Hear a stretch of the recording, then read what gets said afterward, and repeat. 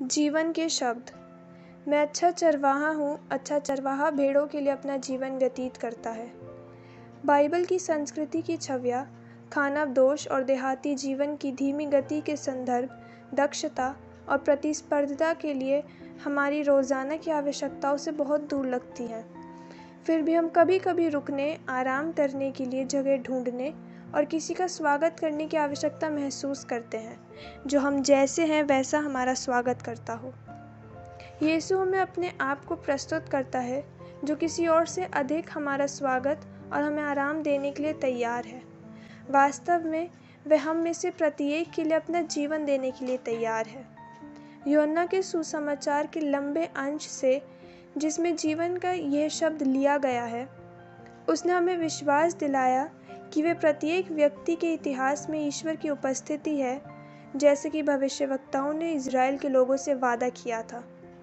यीशु वह चरवाहा और मार्गदर्शक है जो अपने भेड़ों को जानता और प्यार करता है।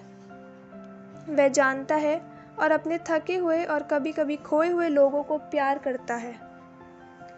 वह कोई अजनबी नहीं है जो झुंड की ज़रूरतों को नज़रअंदाज करता हो, ना ही चोर जो चोरी करने आता है, ना ही मारता है, और ना ही वे एक व्यापारी है जो केवल अपने स्वार्थ के लिए काम करता है। मैं अच्छा चरवाहा हूँ, अच्छा चरवाहा भेड़ों के लिए अपना जीवन व्यतीत करता है। यीशु जिस झुंड को अपना मानता है, वे निश्चित रूप से उसके चेले हैं, और वे सभी को पहले से जो बपतिस्मा का उपहार प्राप्त कर चुके हैं। लेकिन उस झुंड में अन्य लोग भी हैं। यीशु हर इंसान को जानता है, वह उन्हें नाम से पुकारता है और हर एक को देखभाल करता है। वह सच्चा चरवाहा है जो हमें जीवन का मार्गदर्शन करता है, और जब भी हम भटक जाते हैं तो हमें खोजता है। ये क्या अधिक नहीं है कि वह पहले ही अपना जीवन दे चुका है ताकि पिता की इच्छा पूरी हो सके। परमेश्वर की इच्छा है कि हम उसके साथ व्यक्तिगत संगति और मिलन की पूर्णता का अनुभव करें और उन भाईचारे की भावना को पुनः प्राप्त करें जो पाप से पूरी तरह घायल थे।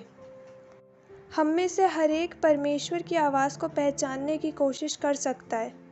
उसका वचन सुनो और भरोसे के साथ उसका पालन करो। इन सब से ऊपर हम ये सुनिश्चित कर सकते हैं कि हमें बिना शर्त प्यार किया, समझा और माफ़ किया जाए। मैं अच्छा चरवाहा हूँ, अच्छा चरवाहा भेड़ों के लिए अपना जीवन व्यतीत करता है। जब कम से कम एक तरह से हम अपने जीवन में इस मौन लेकिन शक्तिशाली उपस्थिति का अनुभव करते हैं, तो इसे साझा करने और दूसरों की देखभाल और स्वागत करने की हमारी क्षमता से बढ़ने की इच्छा हमारे दिलों में जगने लगती है। यीशु के उदाहरण के बाद हम अपने परिवार, अपने सहयोगियों और अपने पड़ोसियों को जानने और बेहतर समझने की कोशिश कर सकते हैं।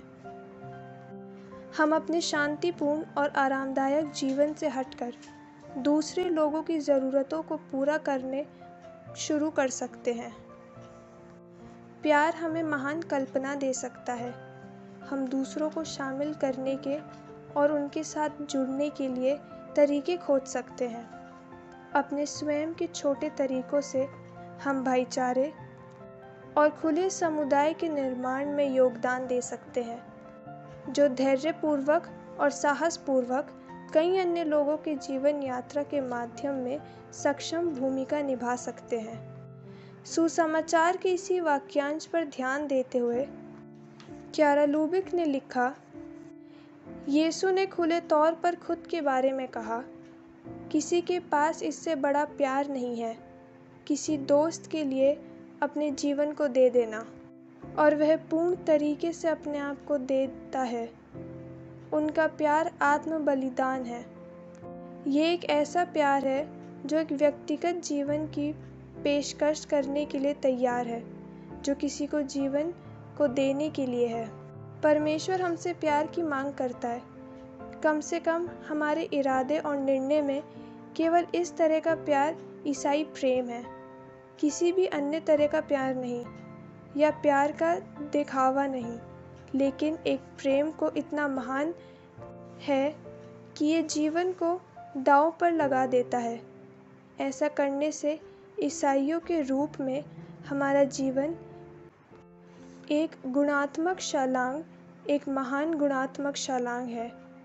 और फिर हम देखेंगे कि पृथ्वी के हर कोने से पुरुष और महिलाएं यीशु के चारों ओर इकट्ठा होंगे, उसकी आवाज़ की ओर आकर्षित होंगे।